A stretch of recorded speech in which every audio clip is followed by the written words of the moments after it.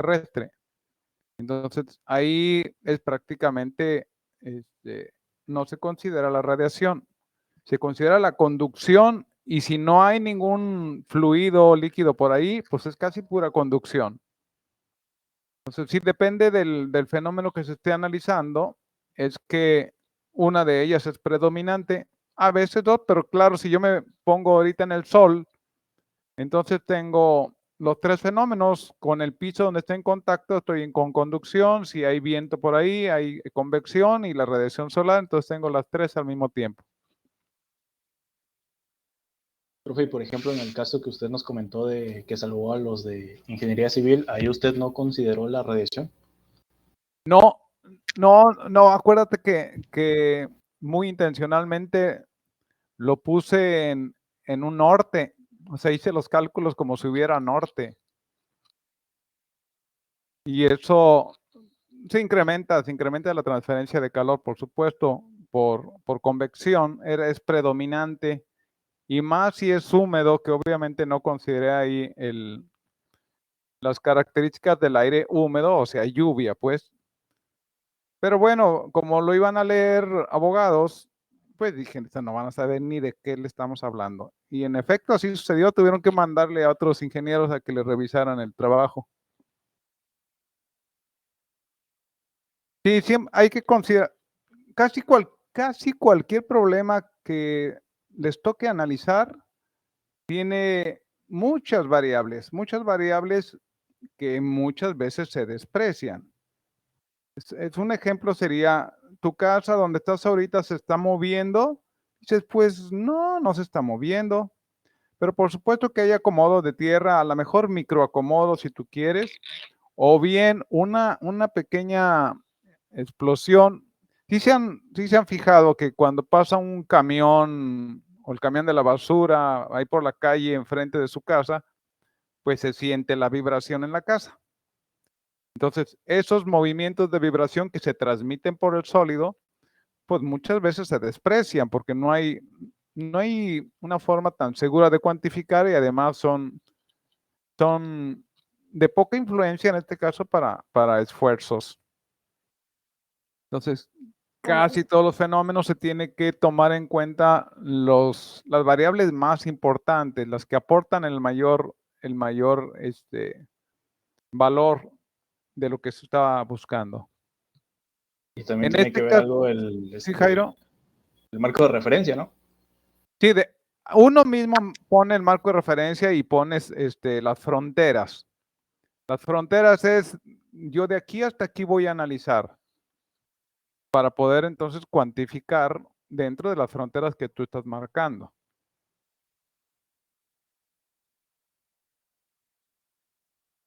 Bien. Yo hoy apliqué otro caso de conducción, profe. A ver, Jordi, ¿dónde? En pintura. ¿Pintura? Sí. A ver, es que es una pintura tiene que tener, en la que estamos trabajando tiene que tener aislante térmico, es un acabado. Ok. Unas torres de iluminación. Y la pintura que ellos presupuestaron ahí en la empresa era bastante más cara que la que yo sugerí porque la K era mejor. Ya. ¿Y cuál escogieron? La mía, les ahorré 400 pesos por galón. Perfecto. A ver si no llega el vendedor y te pone un susto. No, yo no fui directo con la empresa, yo fui con el de API, con el contratista API. Ajá. Le dije que yo creía que esa no era la mejor opción de pintura porque es la RA026 de Comex. A mí no me parecía una buena opción, es muy cara para lo que da. Entonces yo elegí una RA026 de Pemex. Ya. Justo eso es lo que hay que hacer cuando está uno trabajando. O sea, intervenir con lo que uno puede observar, los conocimientos que uno tiene, y entonces como que se justifica de sobra lo que le pagan a un profesionista. Me dieron libre mañana. Ya, mira, nada más. Qué bueno. No sé si sea muy bueno o no te van a dar. No ¿Sabes como qué? Es que castigo. mañana vamos a hacer la compra, mejor no vengas. No como castigo, me dijeron que podía descansar hoy. Digo, Uy, mañana, qué bueno, pues qué ya. bueno. Esos son los alicientes de, de la profesión. Muy bien, Jordi. Espero que tus compañeros tengan experiencias parecidas ya en la ingeniería. Bien, vamos a resolverlo, es muy sencillo. No vamos a esperar tanto tiempo. Aquí tenemos temperatura 1. Noten que está en Celsius, ojo con eso.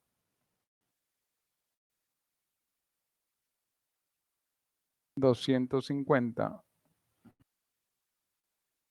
Y tenemos un...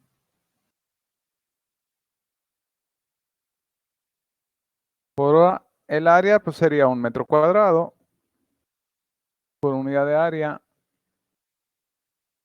Ok. Voy a poner la siguiente ecuación.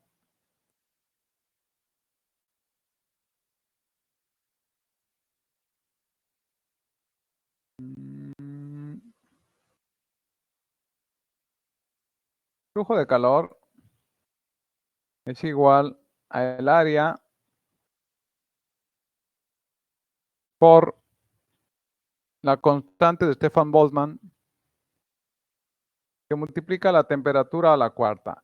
Esa es la ecuación que hemos visto hasta ahorita.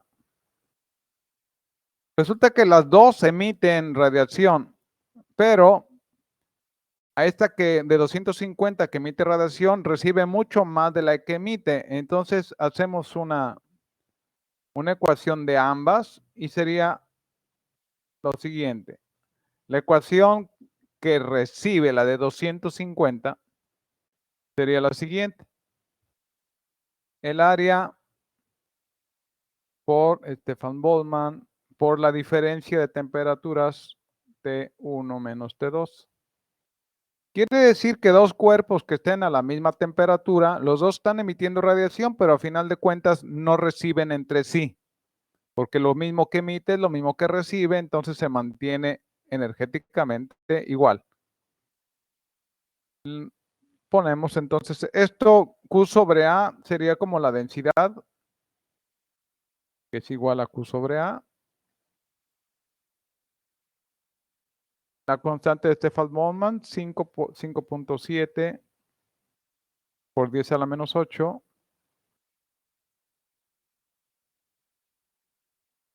Todo eso que multiplica, aquí sí tiene que ser en, esto a la cuarta.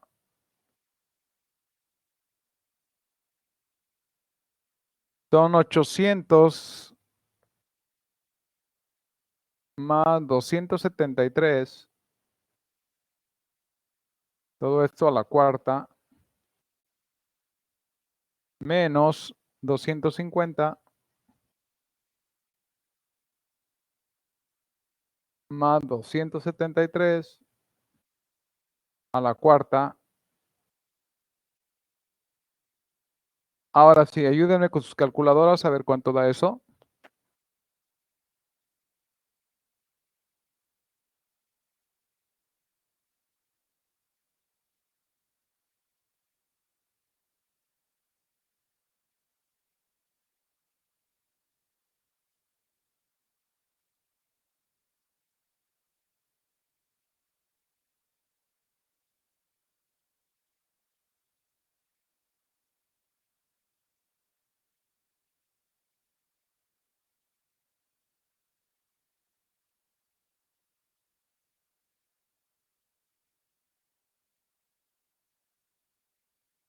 ¿Qué fue Andrés con él a su máquina?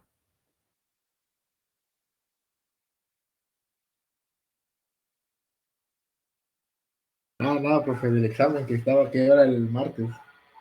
Ah, es el martes, sí. Porque el jueves tengo que darle resultados. Sí, Jordi. Da 71.292 Gracias. ¿Qué watts sobre, unidad es, Jordi? watts sobre metro cuadrado. Watts sobre metro cuadrado. ¿Y cómo nos lo piden? Dice por hora, transferencia de calor por hora. Recuerden ustedes que un watts es potencia.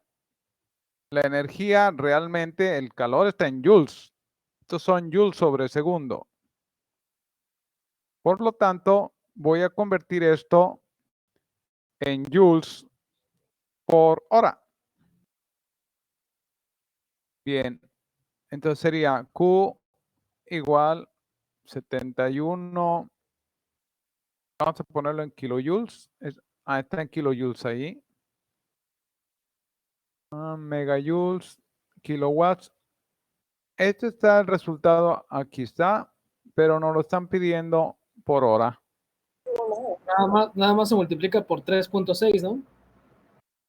Por You are 3.6. now unmuted. ¿Por qué por 3.6? Ya. You are now muted. Ah, 3600. El otro era, creo que por unidad de. No recuerdo si era Ahí va. centímetros, si mal no recuerdo. ¿Centímetros? Metros. Voy. Deje ponerlo en joules esto. Watts es joules sobre segundo, metro cuadrado. 3600 segundos equivale a una hora. Y si lo pongo, me lo están pidiendo en megajoules. Entonces,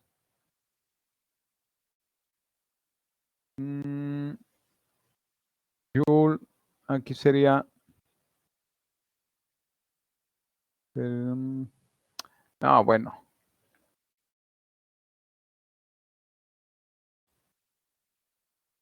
Aquí se van a ir los segundos y me queda joules por hora. Ahora, quedaría como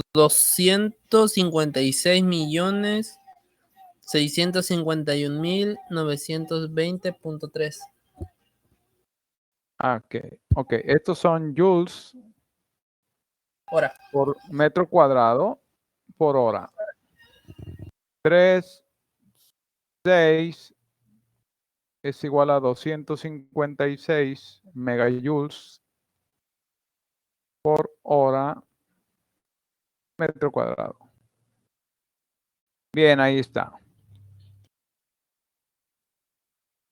Bien, vamos a buscar un problema que tenga emisividad, porque esto es ideal como cuerpo negro, pues. ¿Alguna pregunta?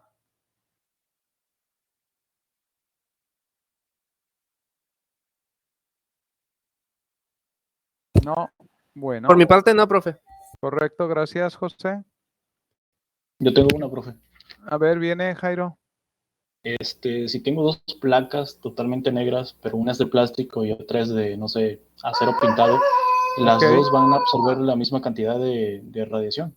No, depende de la pintura. De hecho, el llamarle cuerpo negro, bueno, pues la pintura negra es lo que más se le asemeja, pero aún la pintura negra no es No es tiene, perfecto. No no es llega a la perfecto, unidad. exacto. De Por lo hecho, que ponerle dicen. una pintura, ya ven, la pintura que es más brillosa y hay pintura mate. Bueno, la pintura que es más brillosa, pues refleja más, no absorbe todo. Casi siempre se usa una pintura negro mate, como si fuera el negro humo que usan en las llantas. Sí, pero a lo que voy, si las dos tienen la misma emisividad, o sea, no importa el material. Depende de la Las, do- conductividad también, ¿no, profe? Lo, El las material. dos recibirían, o sea, pero yo me refiero solamente a radiación. O sea, las dos recibirían la misma cantidad de energía. a ver, es interesante la pregunta. Lo que pasa es que la radiación es por superficie, es por el área. Es lo que está expuesto, es lo que recibe y lo que emite. Pero recuerden que, ¿qué hay detrás de este cuerpo? Si tengo plástico, pues esa energía se tiene que conducir a través del material y si la conducción es muy pobre, entonces deja de absorber.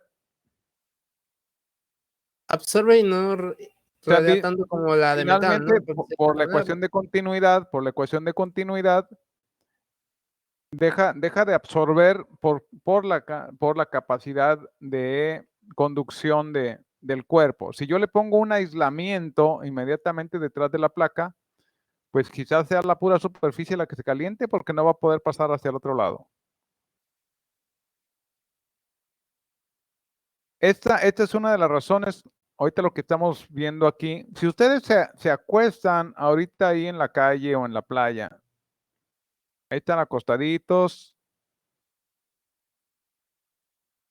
Bueno, ahí tienen lo que se quieran imaginar que tienen ahí al lado, para que sientan más a gusto. No pasa gran cosa. Si ustedes se quedan ahí en la noche, resulta que la atmósfera ahora es oscura. Y entonces pierden ustedes mucho calor. Nada más porque la atmósfera sea oscura en lugar de ser iluminada como en el caso del día. A veces es suficiente una pequeña sábana para evitar esto. Pero sí importa el color, la atmósfera que tienen alrededor. Aparte de que las atmósferas están a temperaturas muy bajas, aunque estén muy lejanas. Entonces sí hay radiación ahí. Bien, vamos a uno con emisividad para ya dejar esto por la paz. Déjenme ver. Aquí tengo una con emisividad. Una placa vertical cuadrada, 30 centímetros de lado. Está a 50 grados Celsius. Esta es ordinaria, pues. El aire está a 20 grados Celsius y la emisividad de la superficie es de 0.8. Calcule el calor total perdido por ambas caras de la placa. Son sencillos los problemas de radiación normalmente. Emisividad es una epsilon.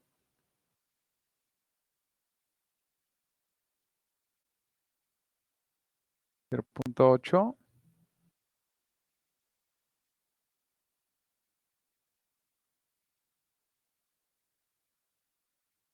Dos.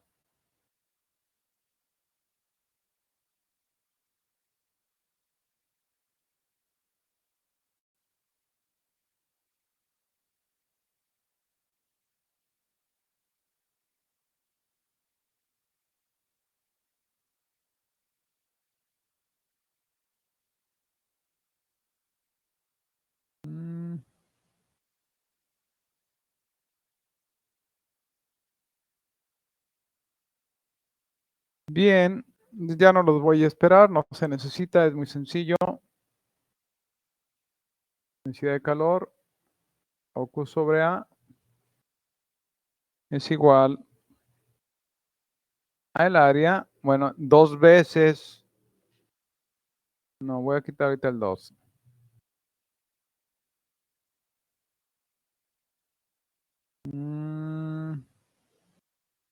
¿Por qué le puse el área? Flujo de calor igual al área por la constante de Stefan Boltzmann por la emisividad. La fórmula anterior que ocupamos fue la del cuerpo negro.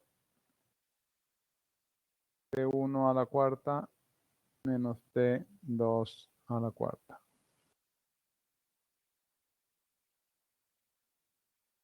Tenemos entonces que el flujo de calor es igual 2 veces porque me dice que por los 2 lados de la placa. Por 5.7 por 10 a la menos 8. Emisividad 0.8. Y las temperaturas 50 más 273 son 283. Tienen que ser muy cautos, no olvidar ahí que tiene que estar en Kelvin. Ah, Chihuahua. 273, sumé mal. Son 273 más 50, son 323. 0.16, pero lo vamos a dejar así. Menos 20 más 273, 293. Ahora sí me dicen, ¿cuánto da eso?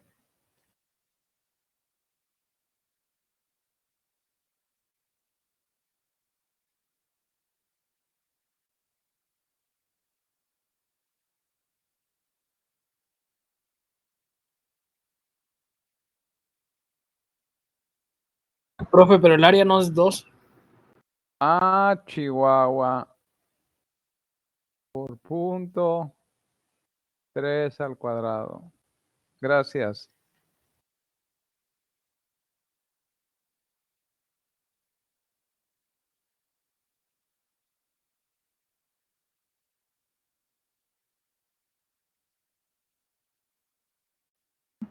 Profe, ¿por qué hay un 2 multiplicando a la Q? Digo, Por, por esto, mira, Ah, ok, porque dice ambas caras de la placa. Ok, ok.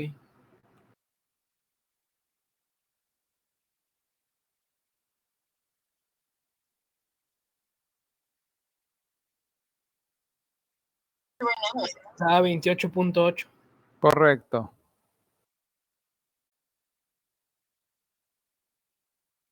Ahora dejen mencionarles un uso práctico de esto. Bueno, ahorita que terminen.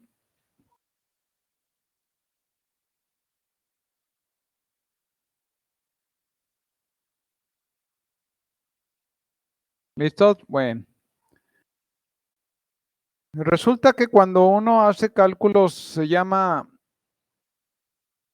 Ok, está bien, José. 2 metros o 2 minutos.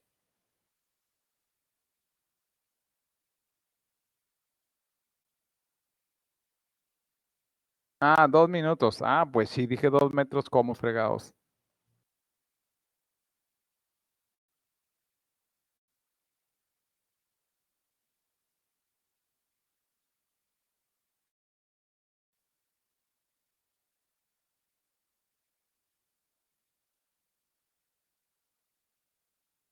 Púrale, José.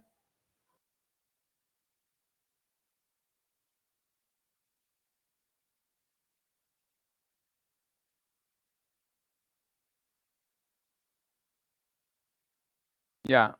Ah, no hubieras dicho que ibas al baño, yo esperándote. No, pensé que estabas aquí analizando el problema. No, ya. Voy. Fíjense que cuando se hace un cálculo se llama cálculo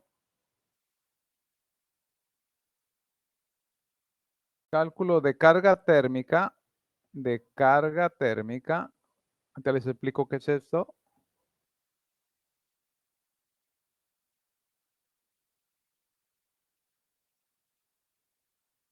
Ok. El cálculo de carga térmica es lo que comúnmente se hace para poder decidir de qué tamaño va a ser los aires acondicionados que puedo poner o la calefacción, dependiendo de cuál sea el caso. Y cuando se calcula la carga térmica, vamos a poner un aula de ahí de la UV y van a entrar ahí 30 estudiantes. Dentro del aula está el profesor o profesora, hay una computadora, hay un cañón y las luces prendidas. Para saber cuánto calor hay que estar retirando de esa aula para mantenerlos en unas condiciones de confort, es necesario, de hecho se hace, cuánto calor está despidiendo cada persona. Cada persona está emitiendo calor sencillamente porque su temperatura es mayor que la del medio ambiente.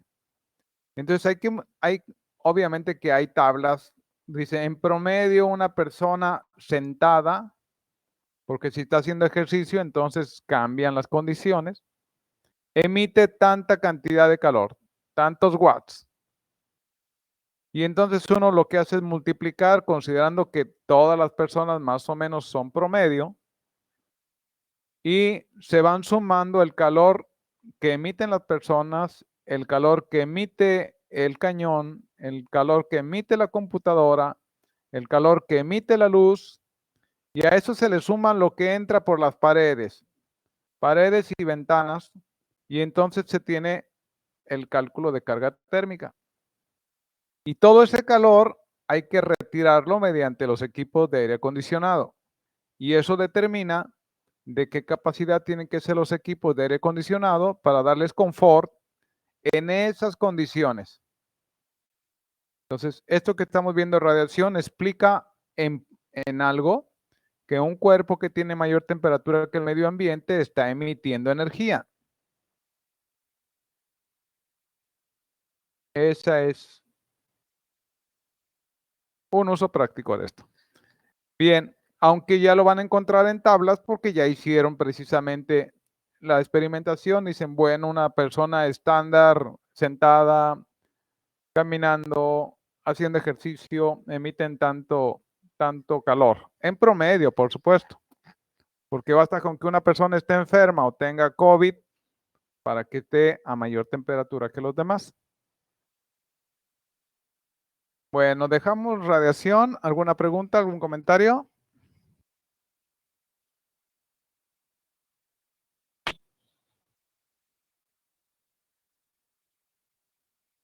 No. Bueno, adiós radiación. Con esos dos, para dejarle un poquito de tiempo a ebullición.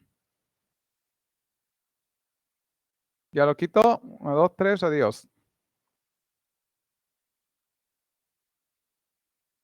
Bien, vamos a entrar a un proceso de transferencia de calor bastante complicado. Considerablemente más complicado que el de condensación.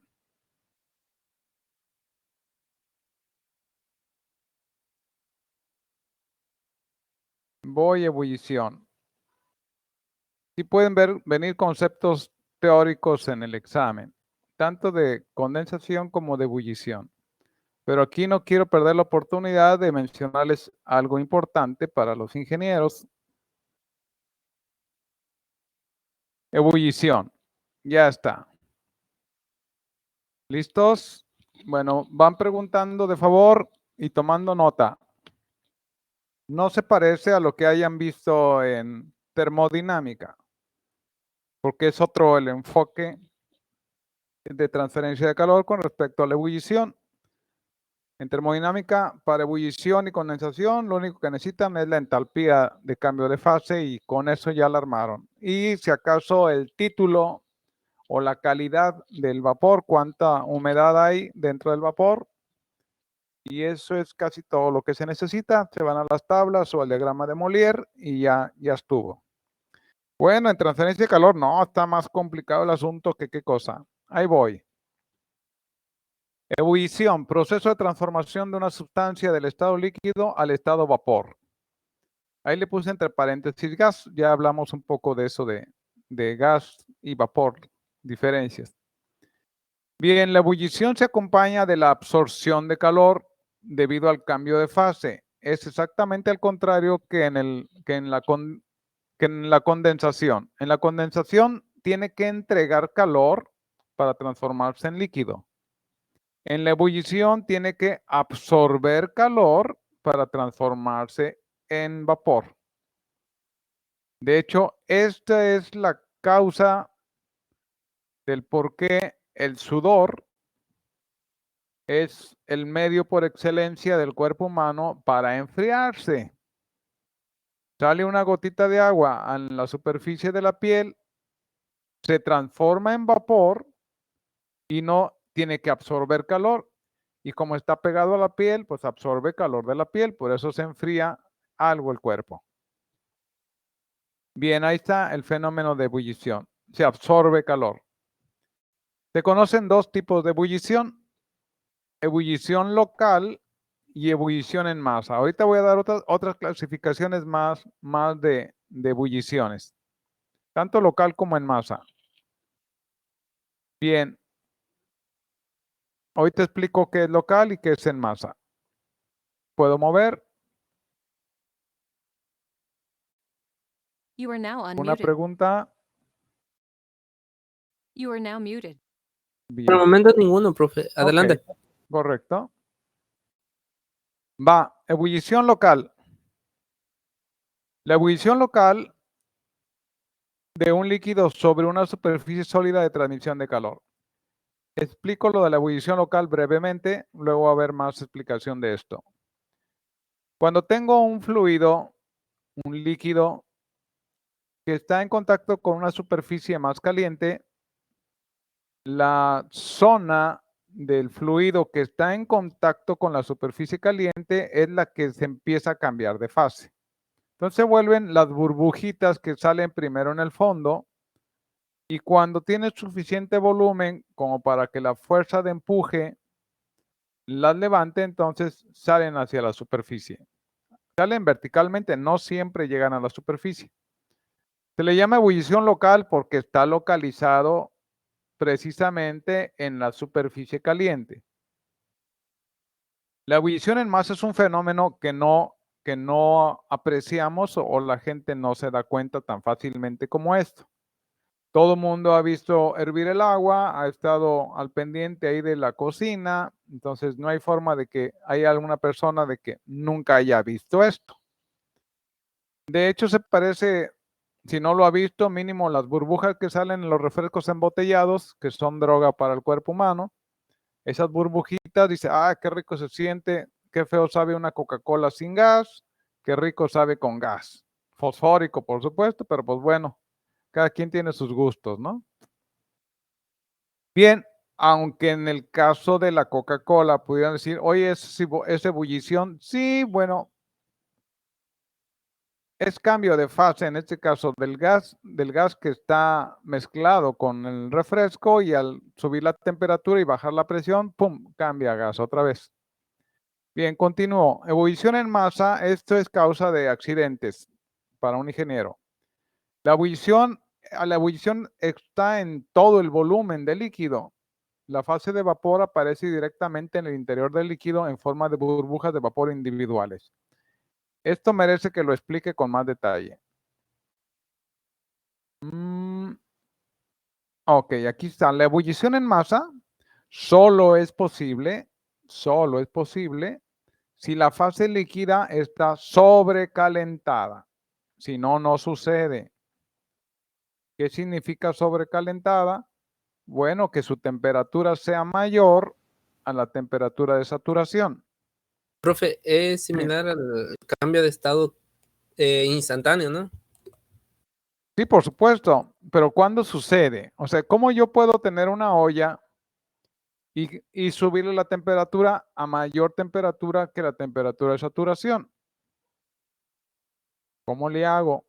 Dependiendo, si ya se encuentra sobre cierto nivel en cuestión de presión y a esa temperatura se puede mantener todavía el agua en su estado líquido, se puede dar un bajón de presión para que de esta manera se evapore de manera más rápida, considerando de que ya el agua se encuentra a una temperatura mayor a la que la segunda presión se estaría evaporando. Inteligente intervención, José. Repite otra vez que es muy interesante lo que acabo de decir. Es más lo que nos enseñaron ya en termodinámica, si mal no recuerdo, que tuve también esa duda, ¿qué pasa si agua a mayor temperatura, es decir, se encuentra una presión de 1 megapascal, por decirlo de cierta manera, y a una temperatura que aún lo mantenga, por decirlo así, en el límite, en el cambio de fase, pero que todavía sea completamente líquido? Si se le da un bajón de presión, en teoría, al bajarse la presión, la temperatura de evaporación también disminuye, es decir, necesitas una menor temperatura para convertirse a vapor. Por eso, si se baja la presión, pero se tiene una temperatura que a esa presión justamente ya sobrepasa lo que sería el nivel de evaporación, se tendría que evaporar todo en un solo momento. Muy bien, José. Entonces, en base a lo que estás diciendo, voy a preguntar lo siguiente. Si tengo yo un recipiente cerrado, está cerrado, y tengo ahí líquido,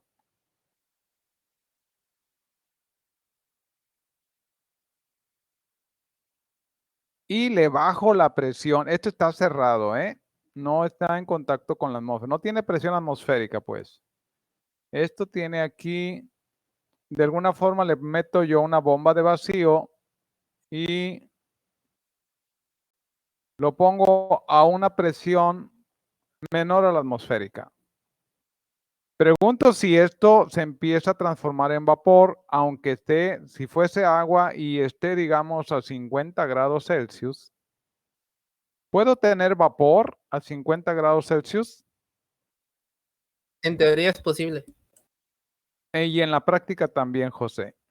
Si yo le bajo la presión, entonces el punto de ebullición baja y esto cambia de fase a vapor, pero a menor presión. Si yo le abro aquí una válvula de tal forma que la presión se vuelva atmosférica otra vez, esto se vuelve agua y ya no hay cambio de fase. Hay algún cambio de fase que tiene que ver con la humedad relativa que no sucede a temperaturas de ebullición. Bien, entonces, ¿por qué el interés de mostrarles esto?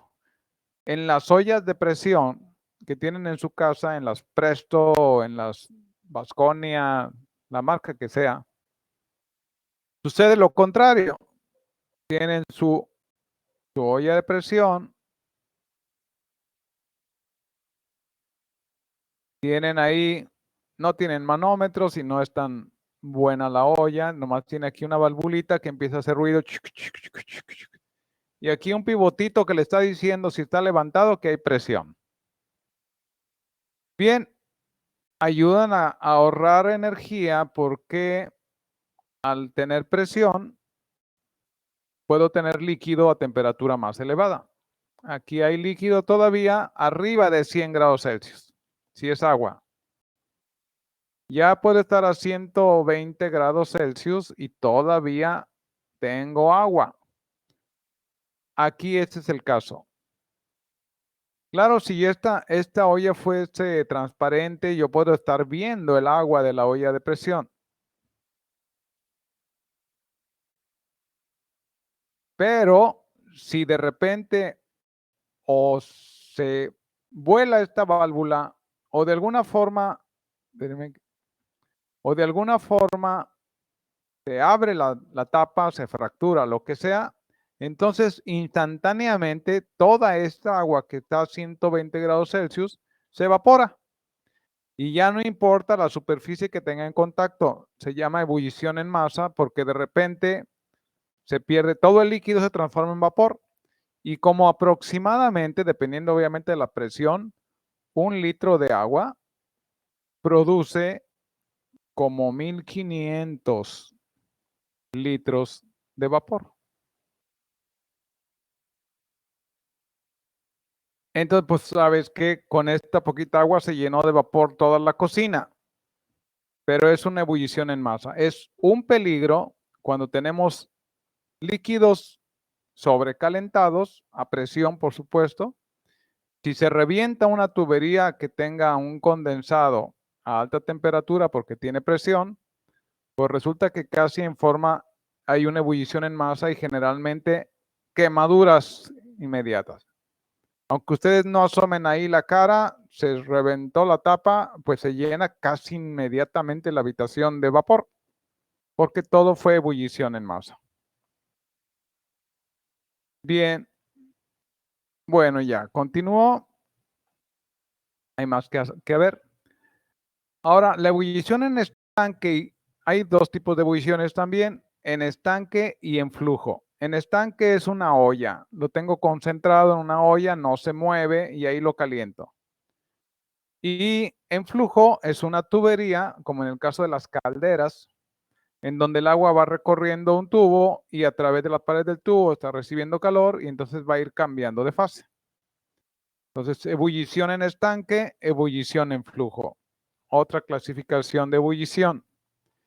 Y la ebullición en estanque puede ser subenfriada y saturada, lo mismo en flujo. ¿Qué significa subenfriada? Subenfriada, yo creo que el término enfriado no es muy amigable aquí, pero así se usa. Yo en lugar de decir subenfriada, diría subsaturada. Me parece más claro. Pero bueno, yo no voy a poner a competir con los libros. Subsaturada. Le llaman agua subenfriada. De hecho, hay tablas de termodinámica que dice agua subenfriada. Lo que le está diciendo es que es agua que está por debajo de la temperatura de saturación. Que si estamos hablando de una atmósfera, agua por debajo de 100 grados Celsius es agua subenfriada. Resulta que, pongo el ejemplo de esto en estanque. Aquí dice ebullición subenfriada. Tengo en la superficie sólida temperaturas de 107, arriba de 100 pues. Esto hace que parte del fluido cambie de fase, pero la temperatura promedio de toda la olla es 80 grados Celsius. Sí hay ebullición, sí la hay, porque en la parte de abajo tengo temperaturas superiores a 100. Entonces, esto se le llama ebullición subenfriada porque la temperatura de la masa está por debajo de la de saturación.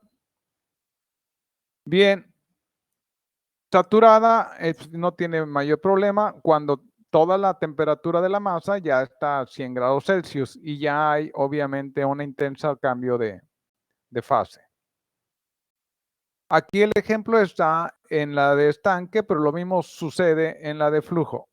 Cuando la temperatura del fluido todavía esté por debajo de 100 grados, si es presión atmosférica, pero por las paredes hay algo de transformación a vapor.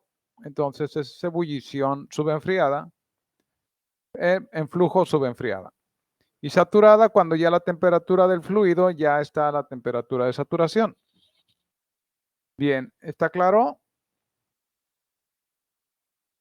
Ahora vamos a meternos en delicadezas. ¿Qué pasa con esas burbujas?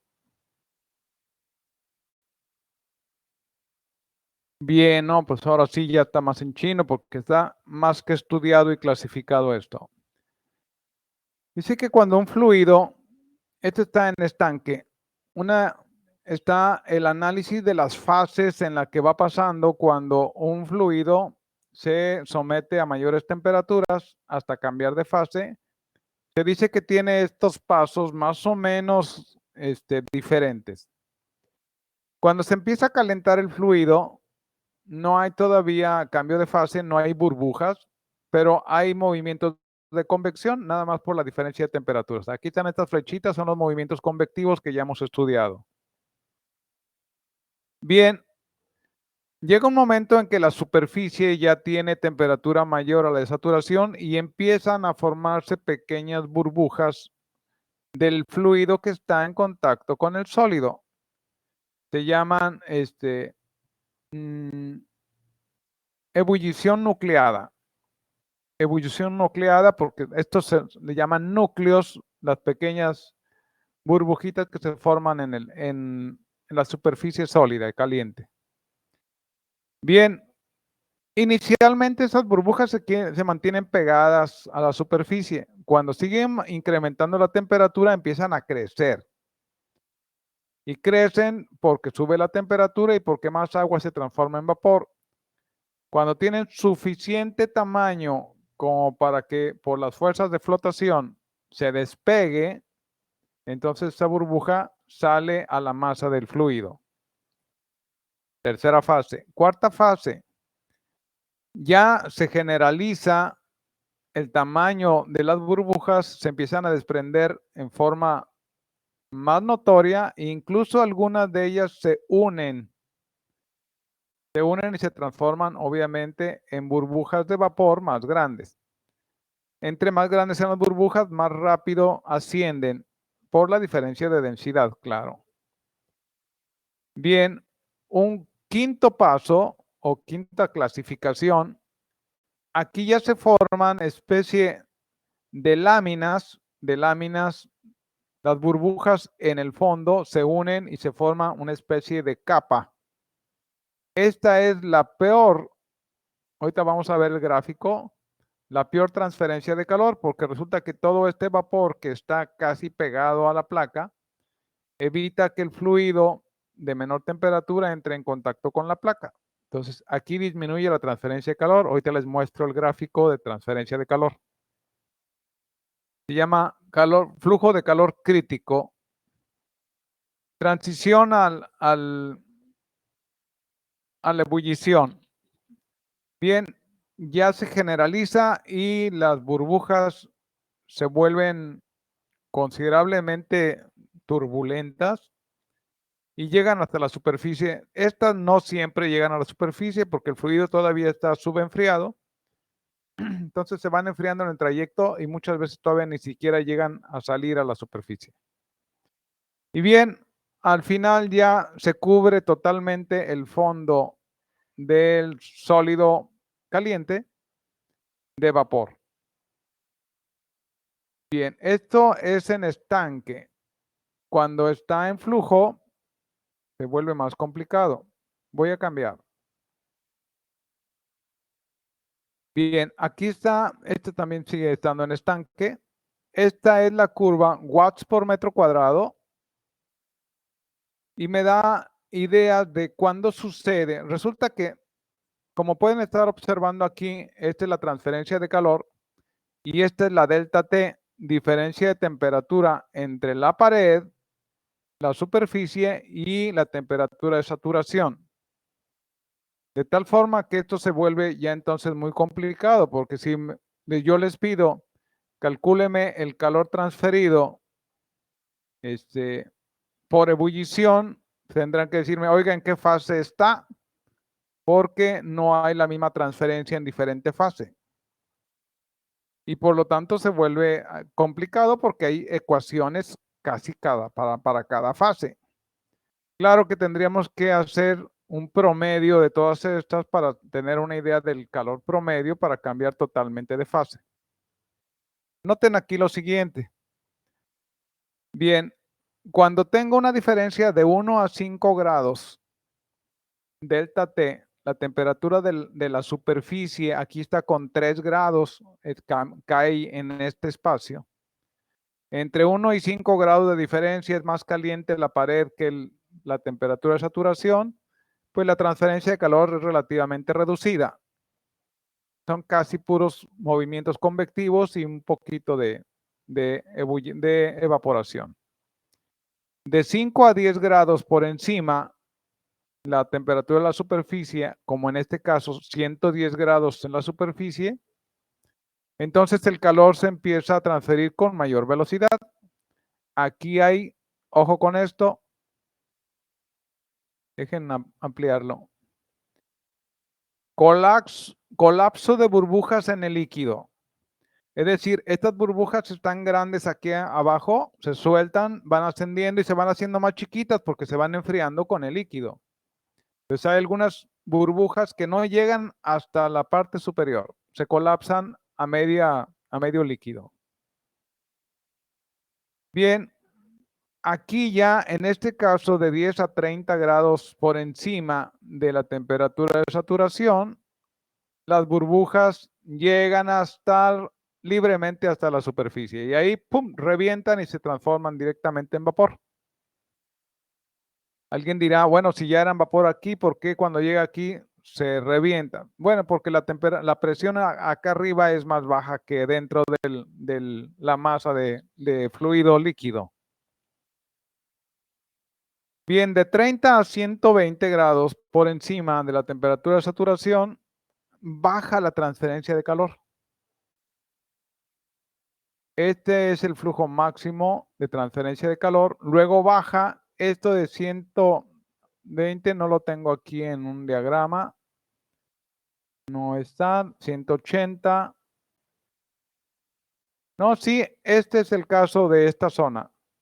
Ya hay burbujas que se estacionan ahí y casi cubren la superficie, entonces baja la transferencia de calor. Finalmente, aquí 400, 300 grados más, está en cualquiera de estas zonas. Es este caso. Hay una película o film de vapor en la parte sólida caliente. Y como es mal conductor el vapor, entonces por eso puede bajar. Aquí se ve que sigue subiendo, pero obviamente depende de la temperatura que se adquiera ahí. Bien, como ven, no es tan sencillo o es mucho más complicado que la condensación, porque existen diferentes ecuaciones para cada paso de ebullición. Bien. Preguntas.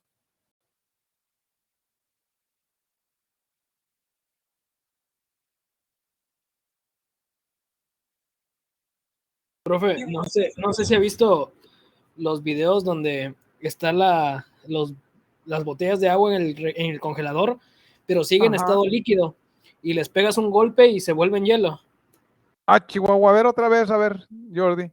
Que están las botellas de agua en ¿En el el refrigerador. congelador? Bueno, en el refrigerador o en el congelador y que son Ok. agua todavía. Ok. Y si tú le pegas un golpe a la botella, se vuelve hielo. Se cristaliza, se vuelve hielo completa. Pero hasta donde sé, Jordi, eso, el líquido tiene que estar al menos a 0 grados o menos 1 grado para que eso salga. Creo que por lo general se hace con, que era, no sé, no me acuerdo si era cerveza o refresco, pero es... Agua, se puede hacer con agua simple. Sí, no sé, pero es un poco más complicado. Creo que era por la cantidad de... al momento de pegarle, las burbujas de aire son las que provocan ahora sí toda la cristalización dentro del líquido. Ay, no entendí ahí. ¿Qué hacen las burbujas de aire en la parte de arriba? No sé, yo pensaba que era porque aumentaba la presión. Y No, que es por las burbujas de aire. Yo igual investigué eso, hasta donde tengo entendido, al momento de golpear y generarse las burbujas actúan como un núcleo para los cristales de hielo empiezan a formarse a su alrededor y ya todo eso genera nada más una reacción en cadena. Eso está interesante. Eso está interesante. Pero sí debe tener un proceso ahí más bien de asociación química, de transformación de líquido, porque cambian las uniones. De hecho, esa es una de las razones de que cambian las uniones moleculares, es que incrementa el volumen en el caso del agua. El volumen se incrementa cuando se vuelve hielo. Entonces, ¿qué pasa si lo golpean? ¿Y es cachetada o golpe de puñetazo? ¿O hay alguna diferencia? No, solo Hasta donde con lo que le des un golpecito. Ajá, alzarlo un poco y darle un golpe con la mesa y supuestamente de esa manera se quedan las burbujas para que empiece todo el proceso. A ver, pero ¿le quitas la tapa antes de golpearla? No, tapado, se mantiene la tapa. Tapado. Así es, no hay cambio de presión. Bueno, al menos eso quiero creer. Ah, es probable, no sé si esté equivocado, déjame ver. No, mejor no le digo. Es que si se incrementa la presión, se cambia de fase.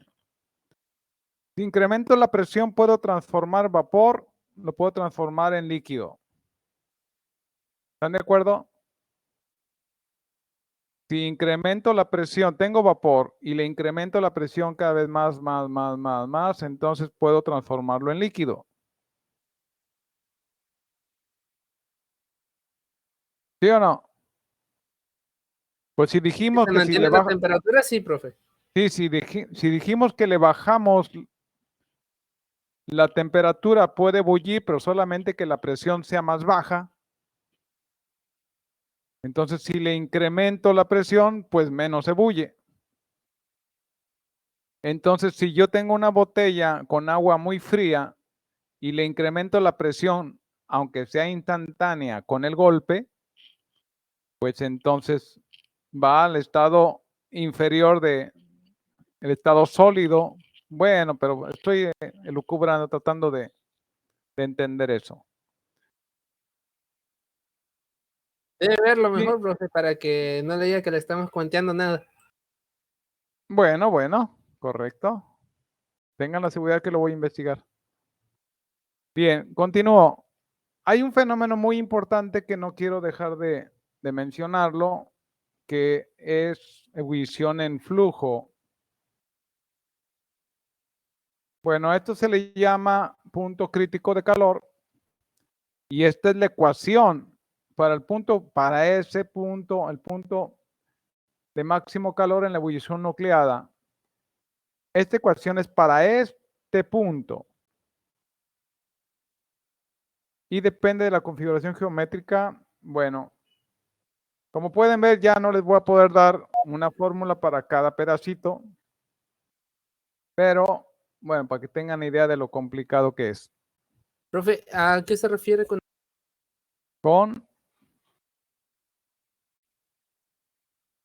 ¿Con qué? ¿A qué se refiere con nucleada? ¿Por núcleo? No, lo nucleada es esto. Voy. Estas esferitas que se hacen en el piso le llaman núcleos. Se llaman nucleación y muchas veces se hacen cuando el objetivo es la ebullición, cambio de fase, se hacen escoriaciones, se hace irregular la superficie para generar nucleación. Creo que tengo una imagen aquí de eso. Déjenme ver.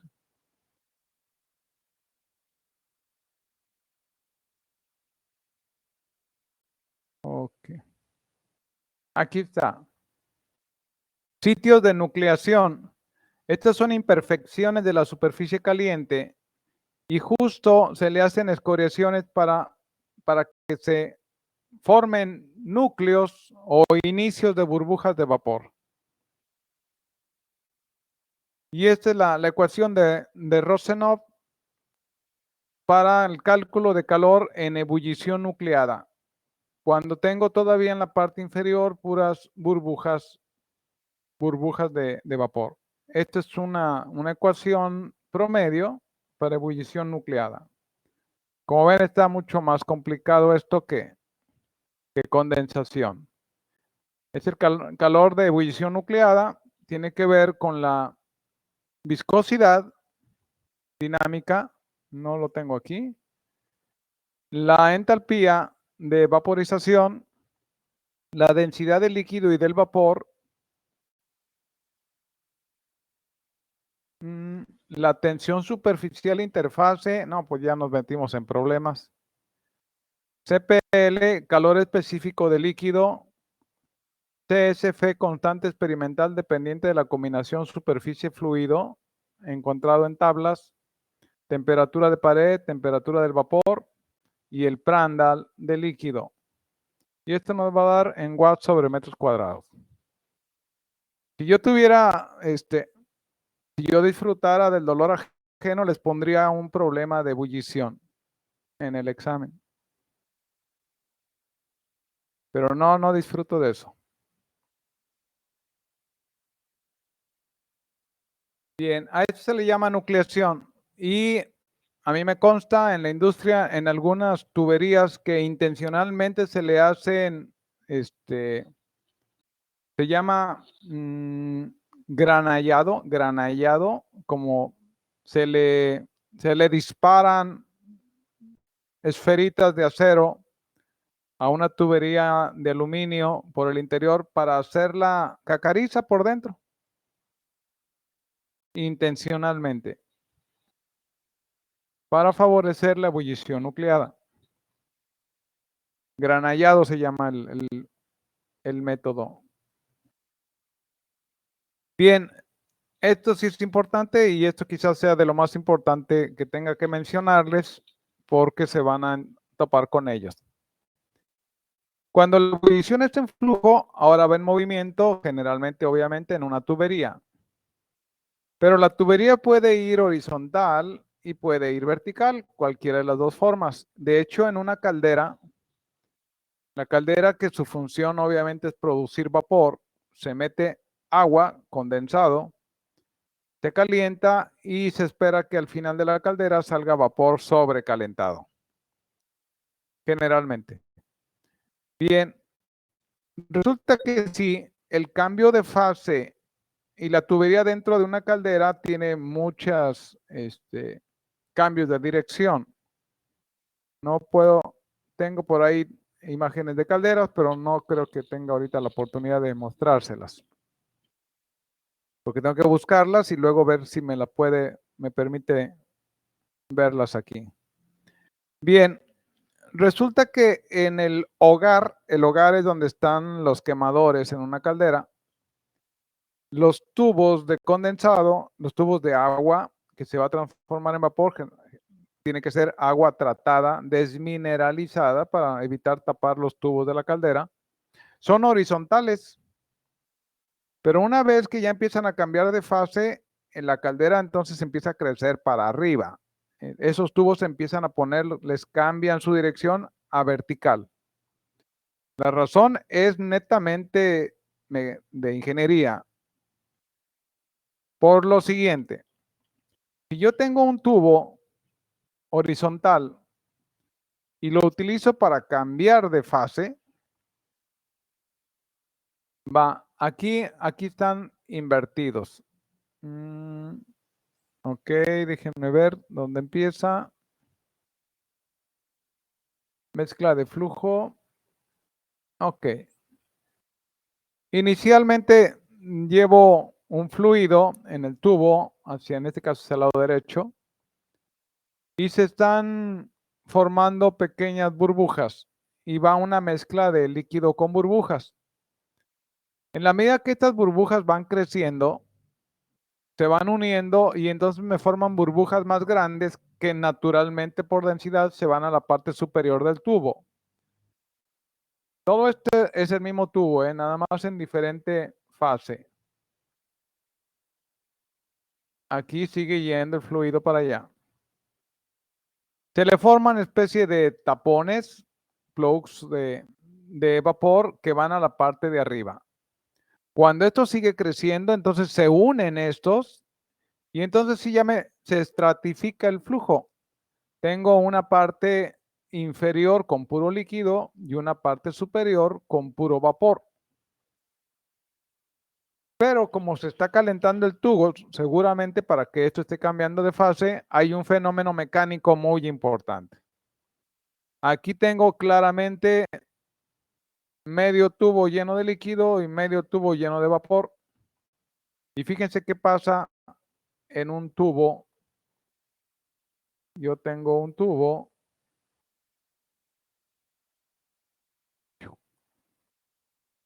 Imagínenlo, ahí va el tubo.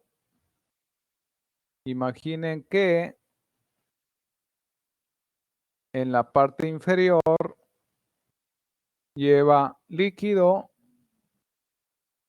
y en la parte superior pues lleva vaporcito. Así va. Y aquí va a aparecer algo mecánico muy interesante. Aquí tanto los dos van para acá, tanto la fase de vapor como la fase líquida van para allá, pero está recibiendo calor el tubo. Es decir, por todo el tubo está recibiendo calor.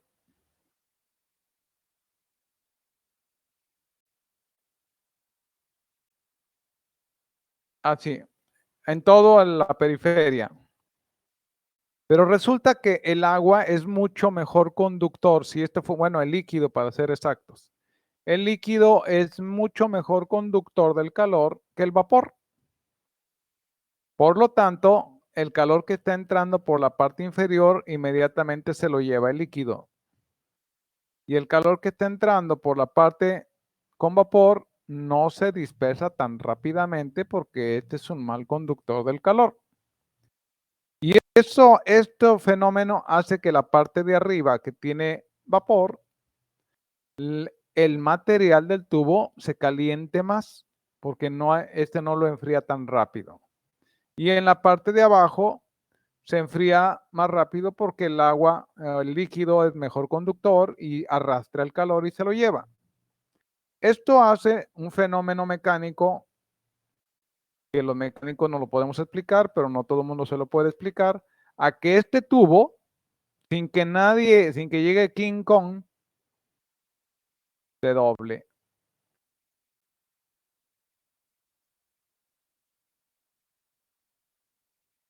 Y de repente el tubo está chueco. Oye, ¿por qué se enchuecó? Pues no sé. Yo lo dejé anoche, estaba derechito, pero ahorita ya está bien chueco. La razón es expansión térmica. La parte de arriba del tubo está más caliente, la parte de abajo está más fría, entonces esto se estira y esto se contrae. Y el tubo se dobla, se flexiona. Este es uno de los problemas porque no debemos de estar utilizando cambios de fase en tuberías horizontales. Sobre todo, obviamente, si el cambio de fase se debe a un cambio de temperatura considerable, porque se flexionan los tubos. Por esta razón, en las calderas, cuando ya hay vapor, están verticales. Cuando se está cambiando de fase, tienen que estar verticales. Si ya una vez que ya es todo vapor, entonces ya pueden ponerlos horizontales, sí. De hecho, los sobrecalentadores, donde se cambia de vapor saturado a vapor sobrecalentado, pues ya pueden ser horizontales, pero ya no hay dos fases, hay una sola fase. ¿Me expliqué? Bien, este otro fenómeno que aparece aquí es muy peligroso. Resulta que tengo dos fases. Bueno, ya no les comenté una experiencia en acrilonitrilo de este tipo. Tengo dos fases, además está en movimiento. Este está en movimiento. Este movimiento, generalmente el vapor empuja a la superficie del líquido y se empiezan a hacer olas. Aquí va el vapor empujando y se forman olas. Cuando estas olas se siguen incrementando, llega un momento en que esa ola llega hasta la parte superior. Por el empuje del vapor, así se hacen las olas en el mar por la velocidad del viento.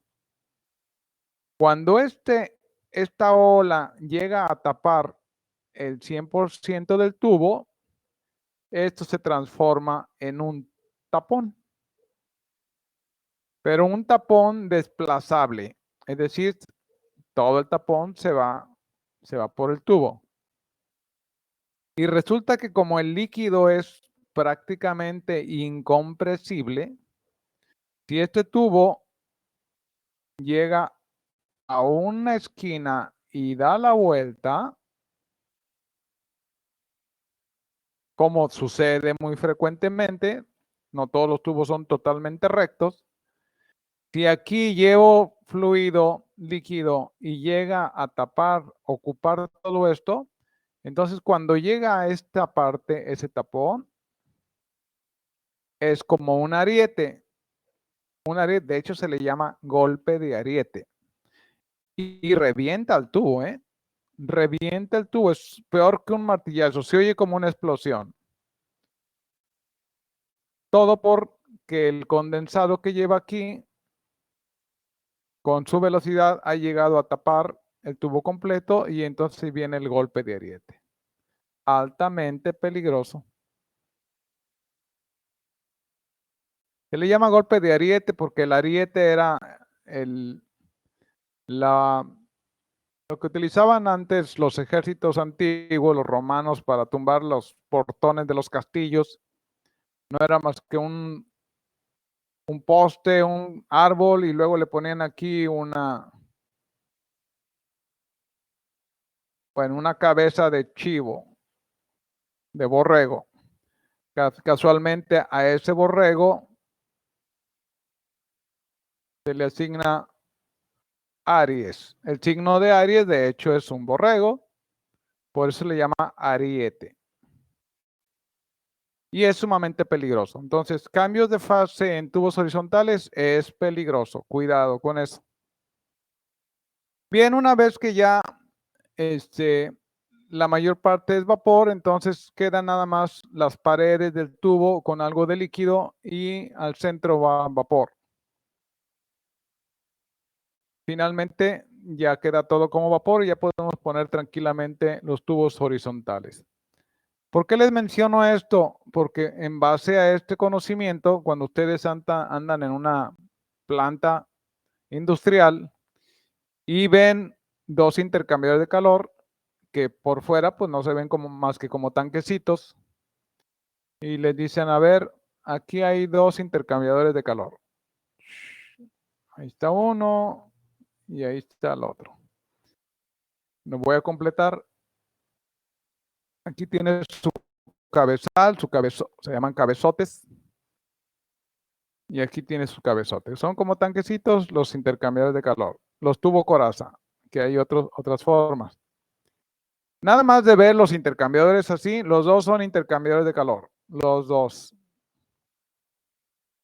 Y ustedes, si vienen de una universidad donde aprendieron, así sin ver, sin preguntar, se dan cuenta que este intercambiador de calor tiene cambio de fase.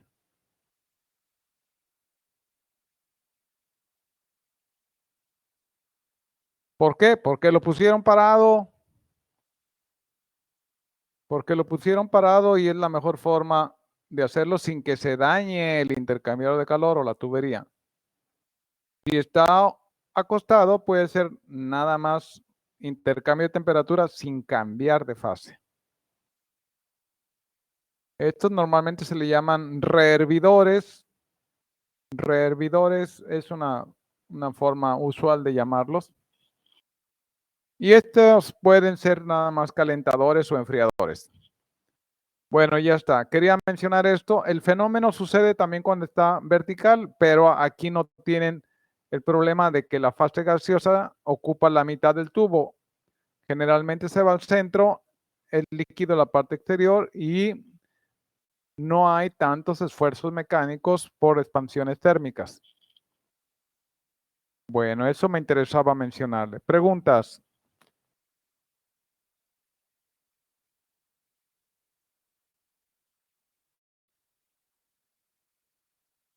You are now ¿Qué, Pero- Jairo? Pero sí me aclaró lo que era el golpe de ariete. Perfecto, muy bien. you are now unmuted. Sí, Aldo.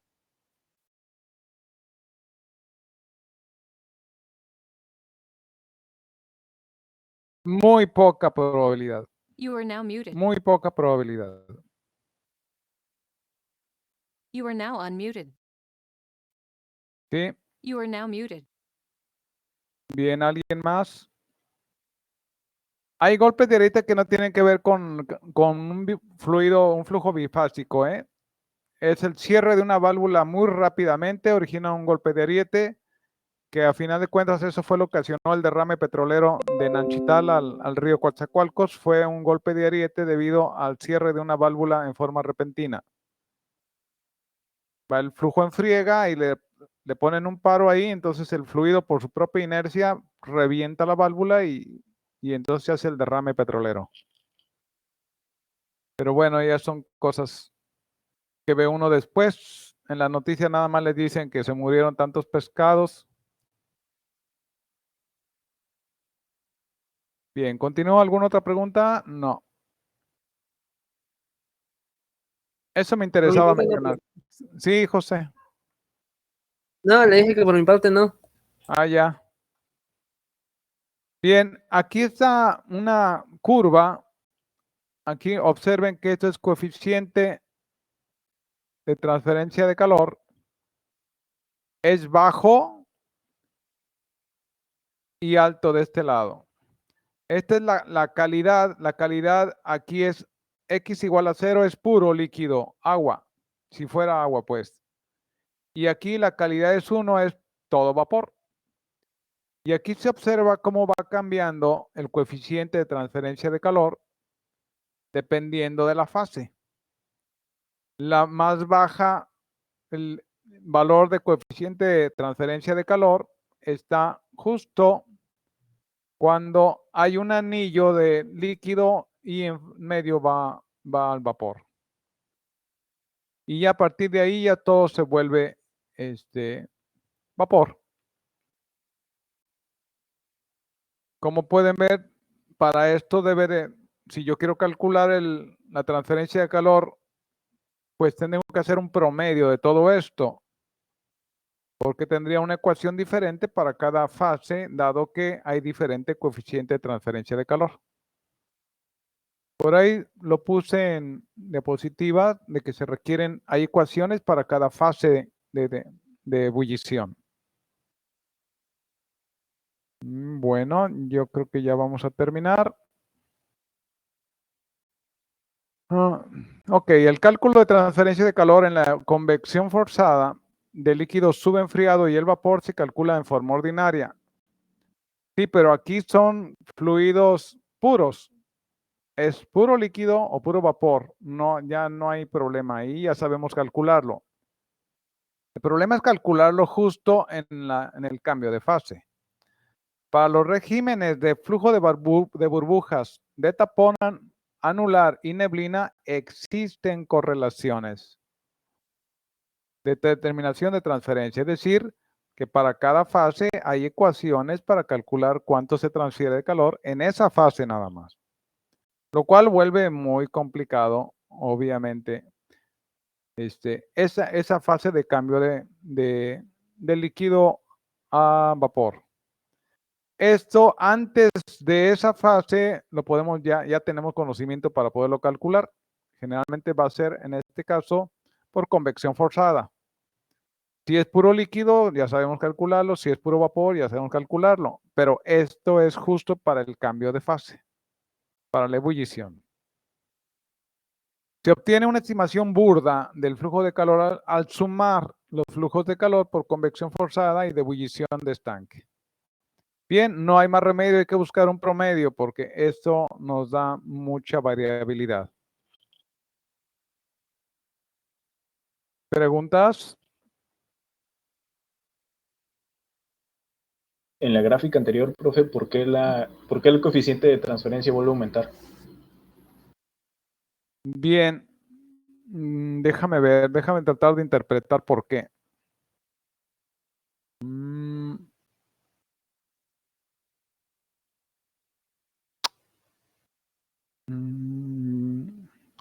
Bueno, quizás, no estoy seguro, ¿eh? No estoy seguro. Una vez que se transformó ya todo en vapor, hasta aquí es que la temperatura del fluido ya puede subir. En esta fase, todavía la temperatura, la mezcla líquido y vapor siguen estando a la misma temperatura, no pueden subir mientras la calidad